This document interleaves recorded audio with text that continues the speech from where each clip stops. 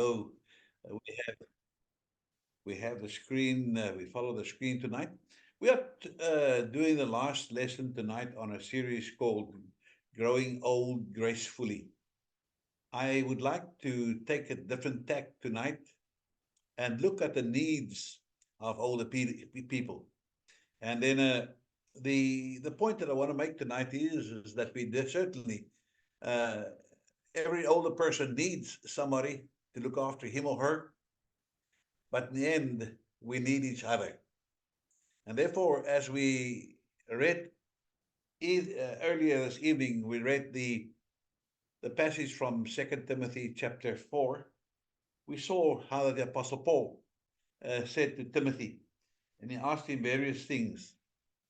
We saw that he, in a section where he asked for three things. He asked for, first of all, uh, that he must bring Mark. And then also he said, later on in verse 21, he says, but come before winter. We realize that Paul at this time, he was in jail. He was probably a couple of more months to live, and he needed his friend with him. Timothy and Paul came with one another a long way. While Paul was on his second missionary journey with Silas in chapter 15 of Acts, chapter 16, they arrived in Derbe, where they then met Timothy and his family. He had Timothy circumcised because he went to all of these synagogues. Timothy had a Jewish granny as well as a mother, but his father was a Gentile.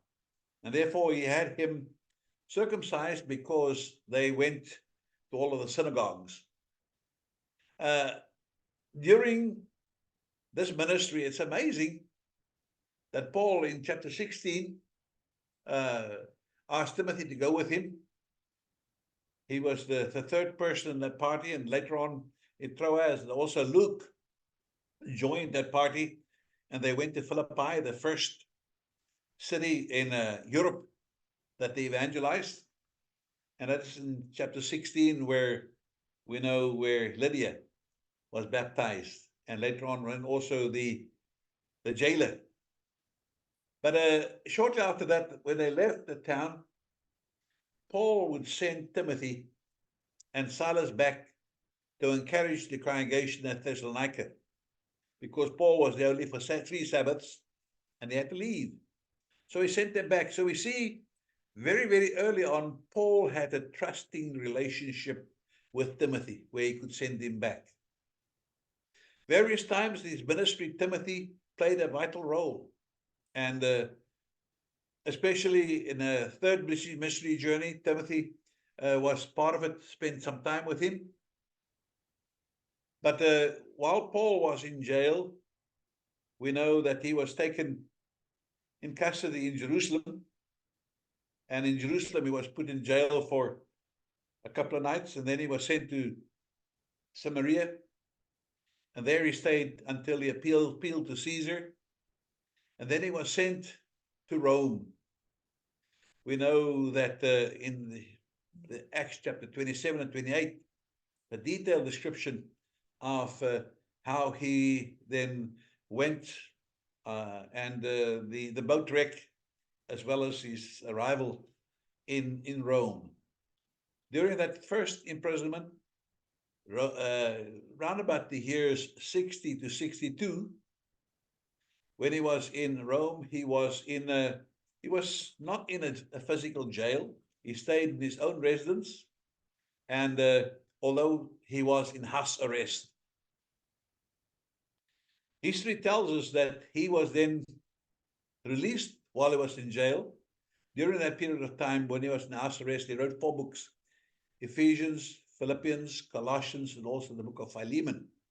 He wrote during that period of time.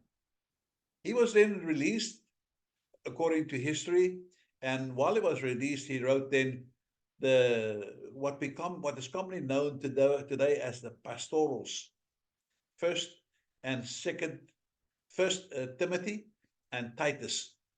Those two books were written to young preachers.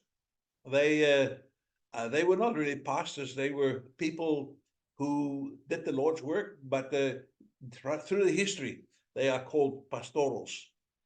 And then the very, very last book that Paul wrote was then this book, Second Timothy. He is in jail this time. He is now months before he's going to be executed. According to history, he was beheaded. He was now in a jail. He says he's in bonds. He says that very explicitly. And so he is in jail, and oftentimes, not oftentimes, every time in the first century, a jail was never a comfortable place. Could have been down a dungeon or somewhere. And the first thing he said to Timothy, please come, I need you here. You see, at this time, Paul needed his physical help.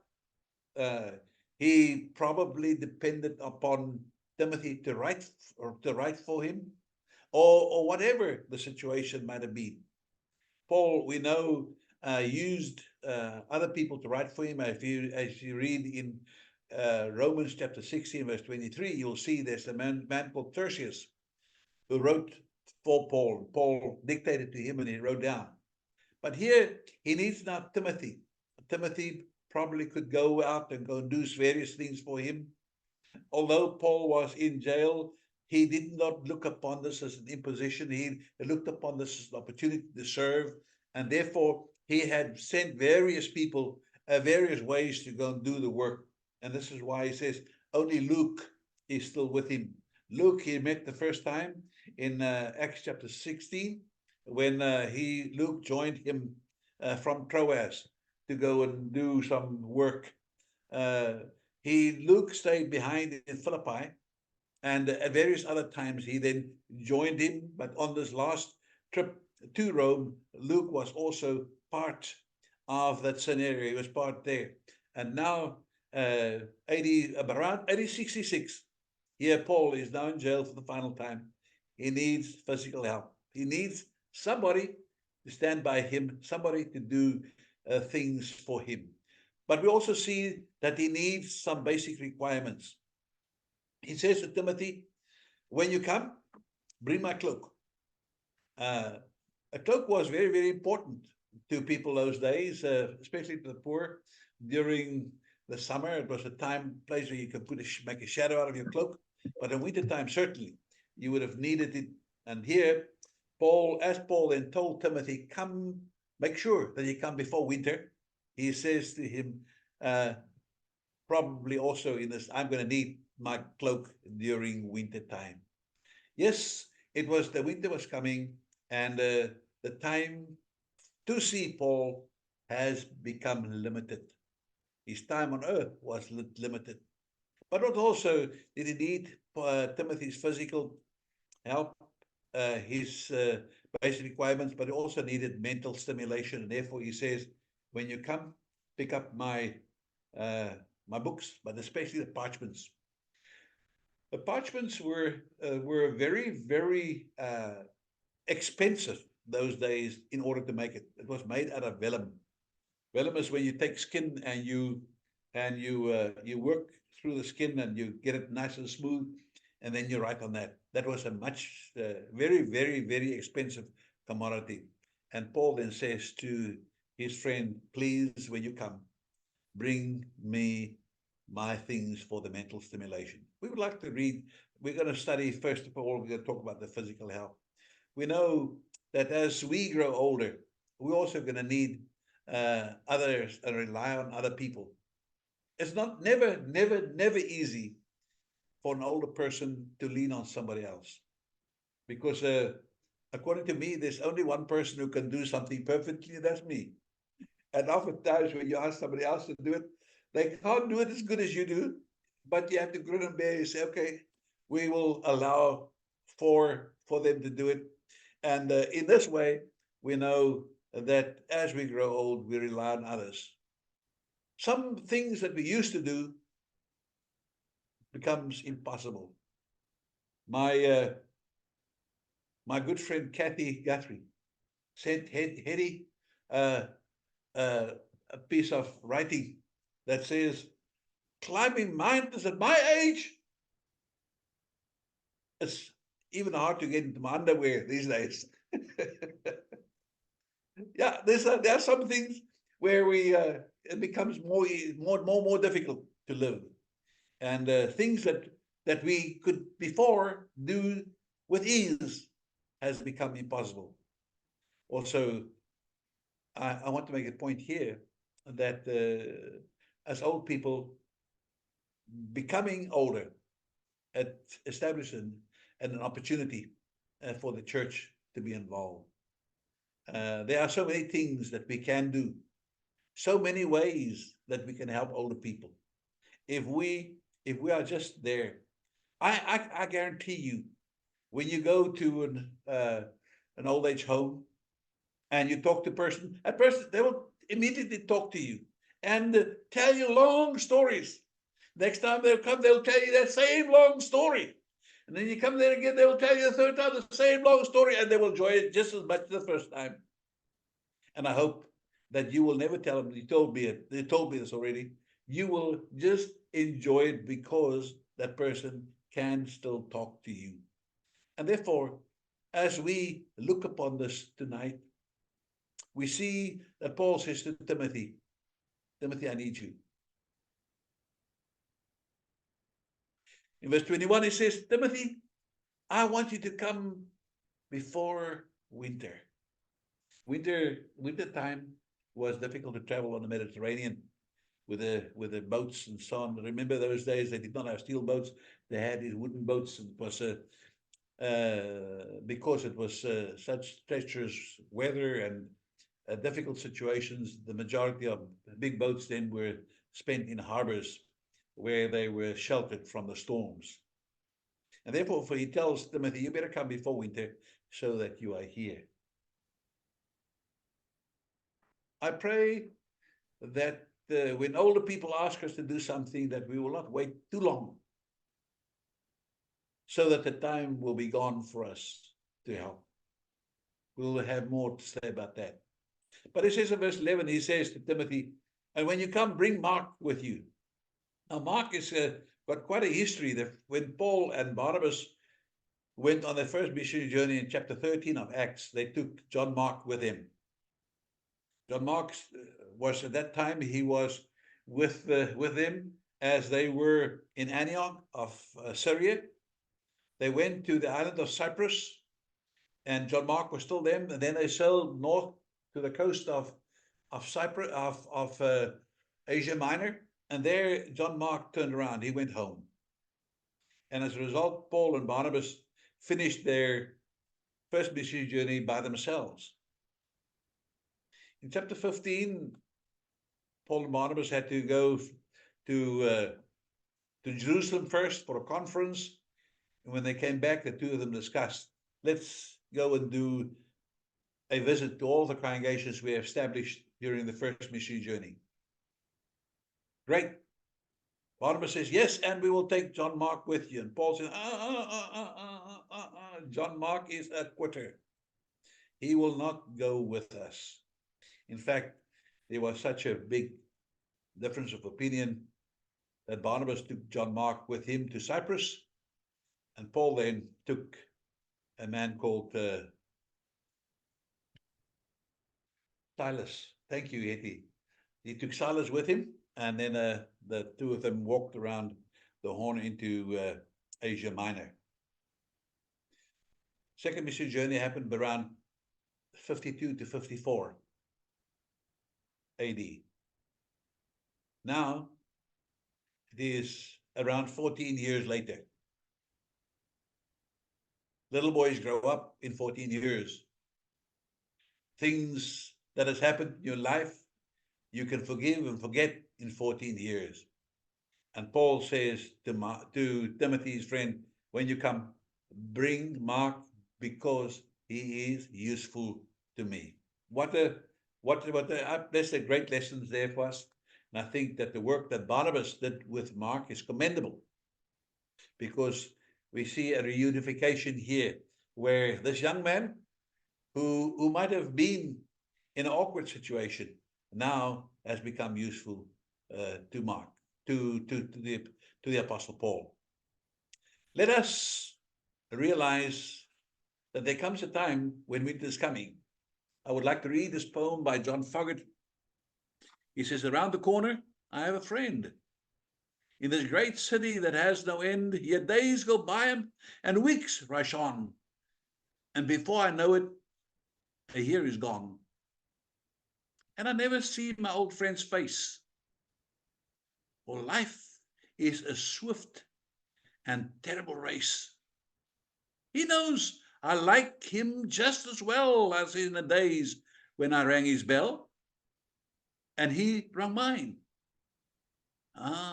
We were younger then, and now we are busy, tired men, tired with playing a foolish game, tired with trying to make a name. Tomorrow, I say, I will call on Jim. But tomorrow comes, and tomorrow goes. As a tide of life, it ebbs and flows around the corner, yet miles away. Here's a telegram, sir. Jim died today. And that's what we get and deserve in the end. Around the corner, a vanished friend. I pray that within the church, that you will make friends with the older people, because the chances are that they will not be there for very long. Whatever you want to do, whatever you plan to do it before winter. The next slide, please. I want to talk to you about the difference between urgent and important. All of us, each day, are beset with things that you have to do. There are some very, very urgent things. In Ecclesiastes chapter 9, verse 10, the wise man said, whatever your hand finds to do, do it with all of your might, for there is no work, no plan, no knowledge, no wisdom in the grave where you go. The urgent will take your time. And that's the things that you have to do. But you know what? They are the important things. I remember back going to university with two little children. They didn't understand how their daddy had to spend so much time behind the books, why the daddy had to spend so much time cleaning the building at the Frieda Harman University. Didn't understand why dad had to spend so much time preparing lessons, because he was also preaching full time. They didn't, when you ask them today, what do you remember? Do you remember the time we went fishing? And Rudy caught the fish, and it came off, and you jumped in the water to go fetch that fish out of the water? Oh, I remember the picnics. I remember the special times. Things that I tended to forget. You see, because I was so involved with the urgent that I did not have too much time for the important. I plead with you that in your time, that you will make time in your urgent program for the important things, to go and touch somebody's life. One person whom you can just give a shot in the arm, one person whom you can boost, one person whom you can visit before winter. In a church, there are people who need your help. But we see also that Paul says, I need some basic requirements. He says, please bring my coat that I left in Troas with Carpus. In the Old Testament, the coats and cloaks were very, very highly regarded. I'm going to read a couple of passages for you. I don't have it on the program. I'm just going to read it from my Bible. I'm going to read first of all, from Exodus chapter 22. Exodus chapter 22, and I'm going to read verse 26. Moses wrote so long ago, if you ever take your neighbor's cloak in a pledge, you shall return it to him before the sun goes down. A pledge was, if he's borrowed money from you, and now we find that Moses says to them, if you have a situation like that, you return that person's cloak by the time the sun goes down. I'm reading from Deuteronomy chapter 24 from verse 11. Let's read from verse 10. When you make your neighbor a loan of any sort, you shall not go into his house to collect his pledge. You shall stand outside, and the man to whom you make the loan shall bring the pledge out to you. And if he is a poor man, you shall not sleep in his pledge.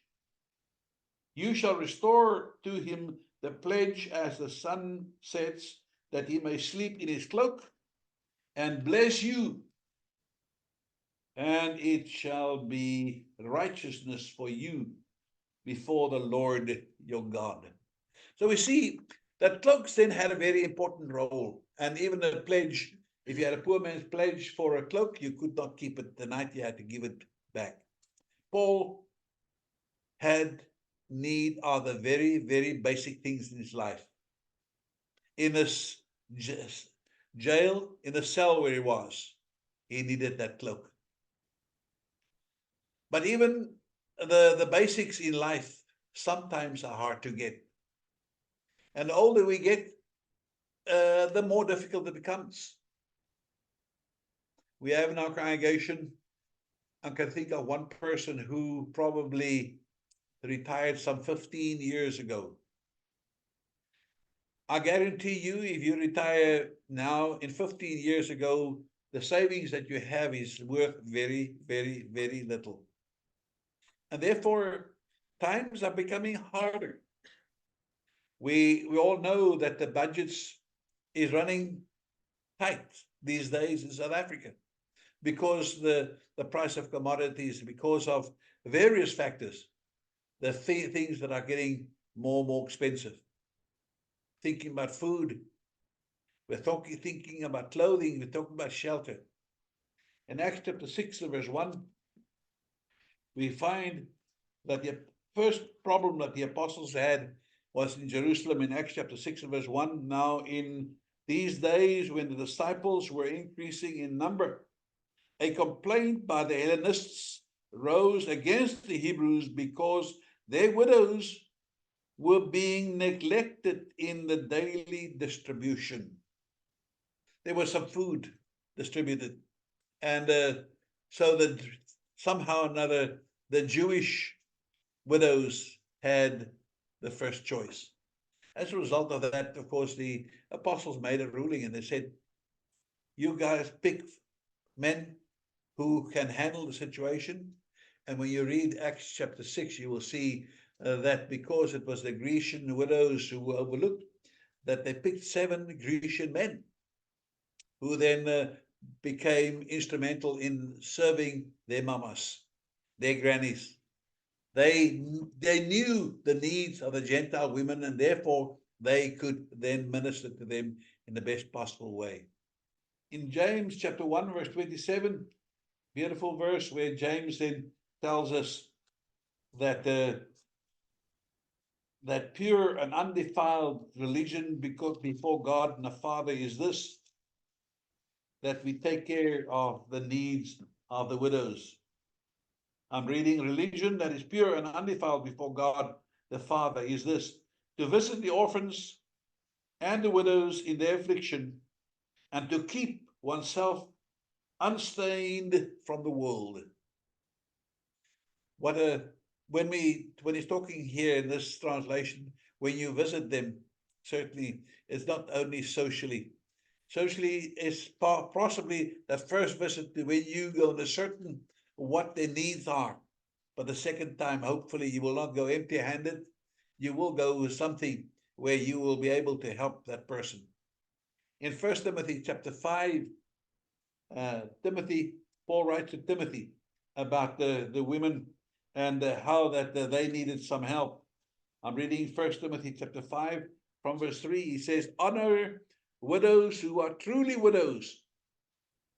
But if a widow has children or grandchildren, let them first learn to show godliness to their own household and to make some return to their parents, for this is pleasing in the sight of God. She who is truly a widow, left all alone, has set her hope on God and continues in supplications and prayers night and day. But she who is self-indulgent is dead even while she lives. Command these things as well, so that they may be without reproach. And if anyone does not provide for his relatives, and especially the members of his household, he has denied the faith and is worse than an unbeliever. In the same passage, we see that Paul commends the women who have widows that they are looking after. There's probably more well-to-do women who will then have a number of widows that they will care for, provide food, provide things that they can that will sustain them. You and I need to know that older people in our congregations, they need certain things.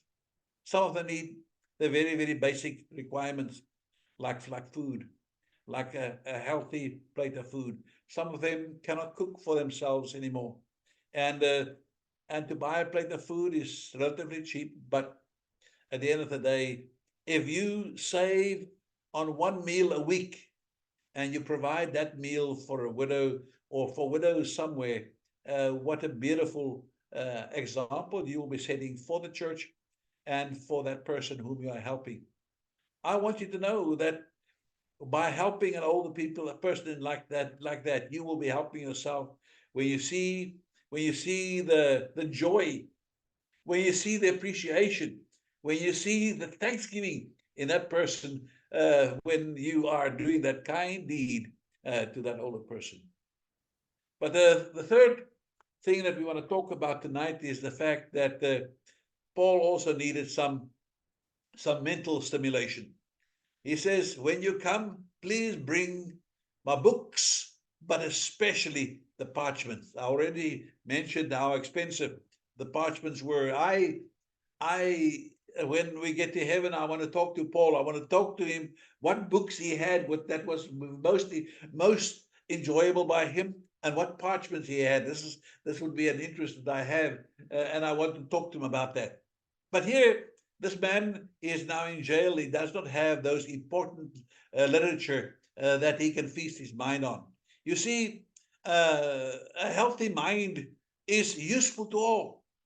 And by keeping this mental stimulation, by reading books, by doing various kind of things, you can keep your mind active. We know that the healthy mind can encourage. A healthy mind can give joy, can give pleasure, and can be involved with other people's lives. What a beautiful thing. What a beautiful verse, Brother Stephen used the other night. I would like to go to this next slide, please, where we see here in 2 Corinthians chapter 4, verse 16, where where Paul says, therefore, we don't faint. But though our outward person is decaying, yet our inward person is renewed day by day. And that's this mental stimulation. Obviously, the Christian, I've seen many of older people who will have their hands all crooked and bent, but they will have the Bible and they will have the thick glasses and they will read God's word, and then they will be a fervent prayer. I remember my mom when she was in a room. Sometimes who's crying? Somebody praying, and she was just fervent in the prayer with the Lord about something that she was concerned about. Yes, We are in our minds, we must be renewed day by day. The Paul writes to the Colossians, and he says in Colossians chapter 3 and verse 9 and 10, do not, let me go to my Bible, that scripture is a little bit too small for me. He says, do not lie to one another, seeing that you have put off the old self with its practices, and have put on the new self, which is being renewed in knowledge after the image of its creator. Here there is not Greek and Jew, circumcised, uncircumcised, barbarian, Scythian, slave, free, but Christ is all and in all.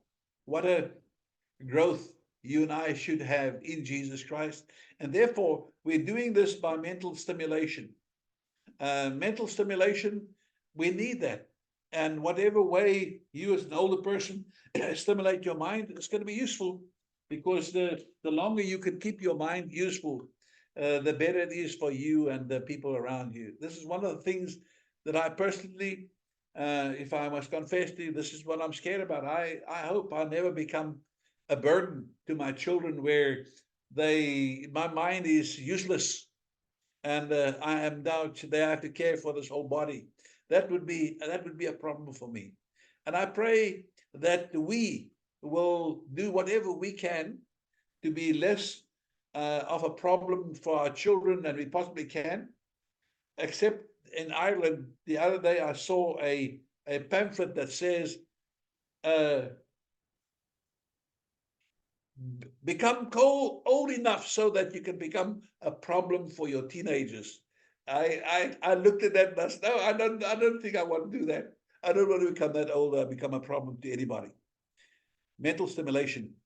The Lord is certainly, He's given us so many ways that we can keep the mind active. I pray that we will do that. In closing, tonight I want to tell you that within the church, there are many things that you can do to help older people, especially within the church. What can you do? What can I do for the needs of an older person? In 2 Timothy chapter 4, Paul says to Timothy, I need you. I need that ear to listen. I need that eyes who will understand. I need that hug. I need that presence of my brother. He says, but I also need my basic things. I need my cloak. I need my books and my parchments. I need those things to stimulate my mind. The older people in your congregation, years ago, they could do everything for themselves. They were free. They were strong. But time catches up. Time waits for no man. And soon enough, those days when you can do everything by yourself, now you need help from somebody else. And that is, for us as old people, this is a lesson that we have to learn. Please, older people, listen to me. If you have a brother and sister doing something for you, do not take the joy from their hearts. Accept it kindly and be appreciative, because they are doing it because they love the Lord, first of all, and because they love you. And therefore, this is the way that God is using them to serve Him.